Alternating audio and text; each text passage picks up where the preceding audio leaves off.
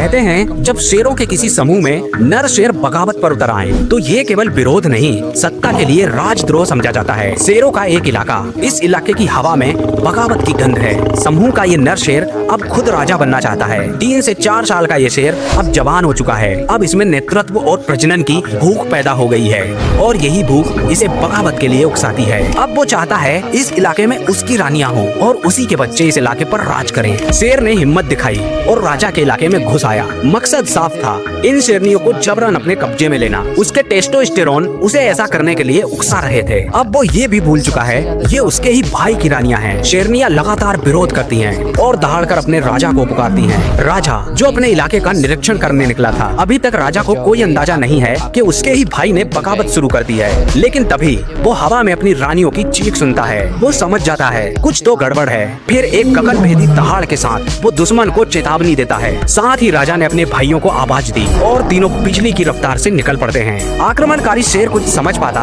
उससे पहले ही शेरों का कहर टूट पड़ा। दांत, पंजे, गुस्सा और गुर्राहट, बिना कोई मौका दिए उसे घेर लिया जाता है। अब शेरनियां भी घेराबंदी में शामिल हो गई थी। घुसपैठिया चिल्लाता रहा, दर्द से कराह उठा, पर कोई दया नहीं मिली क्योंकि ये जंगल है, यहाँ गद्दारी की सजा मौत होती है। लेकिन पता नहीं क्यों शेर राजा उसे जाने देता है। शायद उसे घायल करके भयानक मौत की सजा दी गई हो। ये कहानी किस किस को मिस्टर टी की याद दिलाती है कमेंट में बताओ, और जिन्हें मिस्टर टी की असली कहानी नहीं पता वो भी कमेंट में बता दो। अगली वीडियो उसी पर होगी।